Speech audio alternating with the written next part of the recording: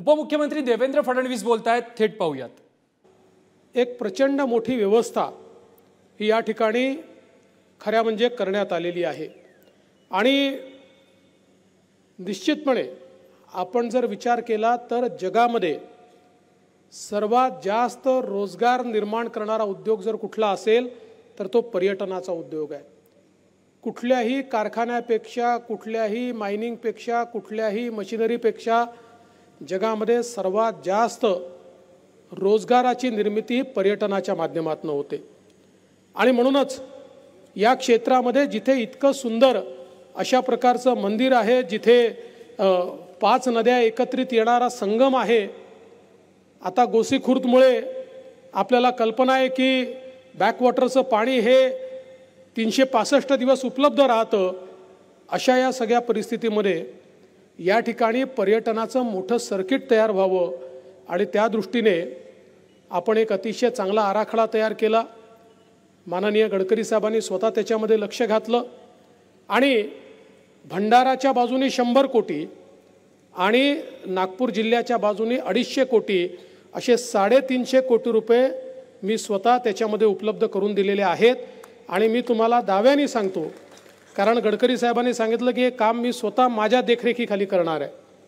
त्याचा आराखडा अतिशय सुंदर तयार झालेला आहे।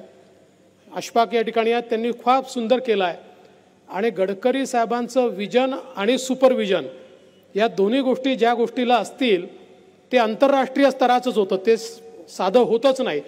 त्यामुळे मी आपल्याला सांगतो की दोन्ही बाजूनं हे जे पर्यटनाचं काम या ठिकाणी होणार आहे हे झाल्यानंतर इतक्या मोठ्या प्रमाणात पर्यटक वाढतील आणि स्थानिकांना खूप मोठ्या प्रमाणात रोजगाराच्या संधी मिळतील। खासदार साहेब, तुम्हाला शंका होती की काम जे घेतील ते आपल्या लोकांना काही देतील की नाही, मी तुम्हाला शब्द देतो, काळजी करू नका। स्थानिकांशिवाय म्हणजे काम कोणालाही मिळू द्या, काम आपण मेरिटवर देतो, ते आंतरराष्ट्रीय असो राष्ट्रीय असो, जी कुठली चांगल्यात चांगली एजन्सी आहे त्या एजन्सीला देतो, पण त्या एजन्सीला या ठिकाणी आम्ही निश्चितपणे सांगू की काम मात्र स्थानिकांनाच मिळालं पाहिजे। आणि जो रोजगार निर्माण होणार आहे, आज इथे बोटी येतील, या ठिकाणी हाऊस बोटी येतील, या ठिकाणी जे काही ॲडव्हेंचर टुरिझम येईल, ॲडव्हेंचर स्पोर्ट्स येतील, या सगळ्या गोष्टी, इथे रेस्टॉरंट्स येतील, इथे वेगवेगळ्या प्रकारच्या खेळांचे वॉटर स्पोर्ट्स येतील। या सगळ्यांमध्ये रोजगार हा केवळ स्थानिकांनाच मिळाला पाहिजे अशा प्रकारचा आग्रह आपला असेल।